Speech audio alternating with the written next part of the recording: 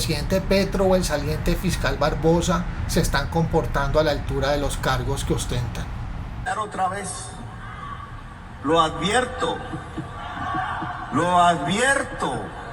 el fiscal en su desespero, porque algo ocultan, que no quieren cumplir la Constitución, algo ocultan, va a intentar coger presos e iniciar procesos a varios de ustedes, porque me está investigando a mí. Y a mí me importa un comino que me investiguen. Lo que pasa es que la Constitución dice que él no tiene la competencia para investigarme. Te lo hace por los lados y se burla de la Constitución y está ejerciendo una sedición. Porque algunos periodistas han descubierto que en la Fiscalía hay roscas en más alto nivel que están protegiendo la mafia en Colombia y no los investigan.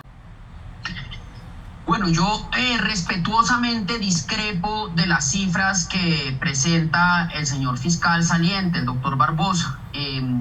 Creo que las cifras de alguna manera no corresponden a la realidad que procesal y cotidianamente vemos los abogados, los litigantes, los mismos fiscales, los jueces.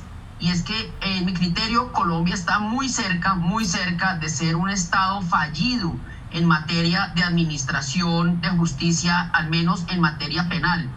Las estadísticas recaudadas por Excelencia en la Justicia, que es una corporación, una ONG que a mí me merece todo el respeto, sumado a algunas de las solicitudes que yo personalmente he elevado a la Fiscalía para pedir información, revelan unos datos absolutamente aterradores. Por ejemplo, revisemos nada más el hecho de que el 80% de los procesos en Colombia que llegan a la Fiscalía General de la Nación con ocasión de una denuncia ciudadana son archivados. Esto es una cifra escandalosa. Por eso estamos ante una ruptura institucional y los dos andan con el cuento de salvar la democracia. La instrucción o la decisión, es decir, la decisión que hay en este momento de parte de las fuerzas regulares, ¿cuál es? Mantener la democracia, maestro. Aquí no van ellos a asustarnos ni a atentar contra ninguno de los poderes, ni contra ninguna de las ramas del poder público.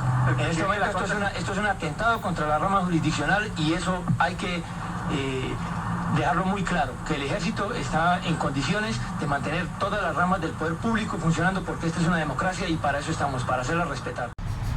No nos digamos mentiras, la estrategia del fiscal Barbosa y de una parte de la oposición es enjuiciar al presidente Petro en el Congreso de la República por presuntamente haberse pasado los topes en la pasada campaña presidencial. Y la estrategia del presidente Petro no es dejar instalada una era de paz en la Casa de Nariño, sino dejar instalada una era del progresismo en Colombia.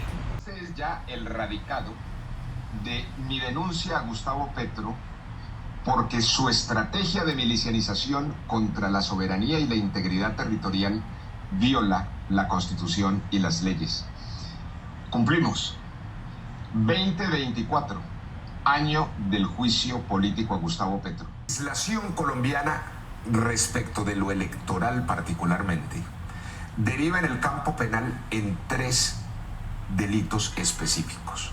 La violación de los topes de los gastos electorales de una campaña son un delito. Hay otra conducta que es la de la financiación ilegal de las campañas electorales, que es cuando hay dineros provenientes de la ilegalidad del crimen que entran en las campañas electorales. Sobre esos dos ha habido un debate público, es decir, en las declaraciones de Nicolás Petro hay evidencias de que hubo superación, violación de topes. Ha habido elementos de sospechas y de señalamientos de ingresos de dineros provenientes de organizaciones criminales. Pero no se ha hablado del tercer delito que deriva del tema electoral, que es el delito del ocultamiento de los financiadores de las campañas. Es muy peligroso para la democracia que los órganos de control se hayan politizado. El fiscal Francisco Barbosa y la procuradora Margarita Cabello han cruzado en varias oportunidades las líneas de su competencia para ejercer como líderes de oposición al gobierno Petro. Lo del fiscal ha significado incluso en algunos momentos un total irrespeto a la institución presidencial. También es muy peligroso la manera como los simpatizantes del presidente Petro asediaron a los magistrados de la Corte Suprema de Justicia. Tensos momentos se vivieron en los alrededores de la Corte Suprema de Justicia en Bogotá, Colombia. Intensos enfrentamientos se registraron entre partidarios del gobierno de Gustavo Petro que impedían la salida de magistrados y las fuerzas del orden. El mandatario había convocado una marcha de sectores afines a su administración para exigir la designación de un nuevo fiscal general. Es muy probable que como el círculo más cercano del presidente Petro está siendo investigado, él se sienta acorralado. Embajador Benedetti. Claro, le escribo un mensaje. No, es que esto hay que leerlo. Es una telenovela. Es Benedetti. ¿De dónde sacan tanta película que parece una parodia y lejos de lo que es periodismo? Llevo 5 años perseguido por la Lombana, por emboscadas judiciales que me hizo NHM, mandado por Vargas Lleras. No un testigo en contra de pies de investigar 300 personas y más de 100 testigos. 20 años investigado por la Corte.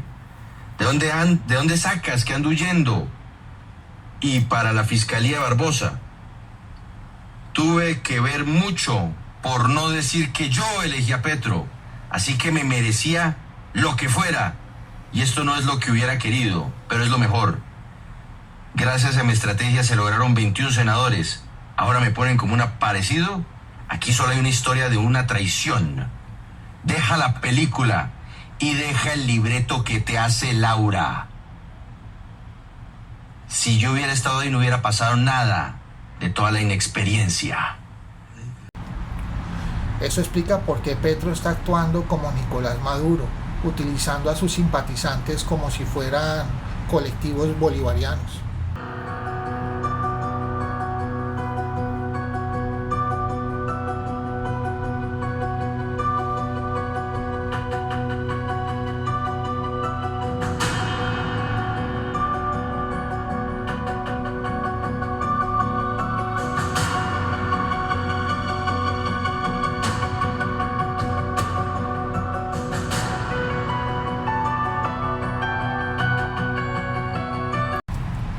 El problema es todavía más grave, porque Petro está en una etapa de negación.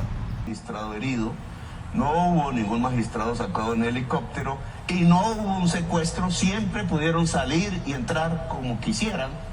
Es más, no salieron porque ellos le dijeron al general de la policía que no querían salir, sino que iban a trabajar más. Rechaza enfáticamente el asedio de las últimas horas al Palacio de Justicia de la capital de la República.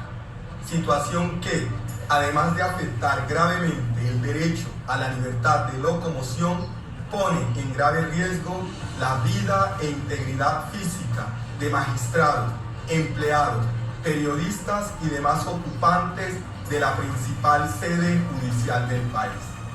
Como no solo lo ha manifestado, sino consagrado siempre en sus providencias, la Corte defiende y garantiza el legítimo derecho a la protesta pacífica y la divergencia de posturas ciudadanas e institucionales en asuntos públicos de la nación. Sin embargo, condena en esta oportunidad el bloqueo violento e ilegal al que es sometida nuestra Casa de Justicia. Es inaceptable que se llegue a sitiar a jueces cuya independencia, autonomía e imparcialidad debe ser impulsada y promovida tanto por la sociedad como por los poderes públicos del Estado. La democracia queda en vilo cuando cualquier sector o actor de un país pretende presionar política, física o moralmente decisiones de la justicia. En un Estado de Derecho como el colombiano, la función judicial solo está sometida al imperio de la ley. Todo conflicto o diferencia deben ser tramitados por medio de los procedimientos institucionales consagrados en el orden jurídico. La Corte Suprema de Justicia exige al Gobierno Nacional brindar las garantías necesarias para que el ejercicio de las competencias de esta corporación y los demás jueces colombianos se puedan desarrollar sin presiones hostigamientos o amenazas.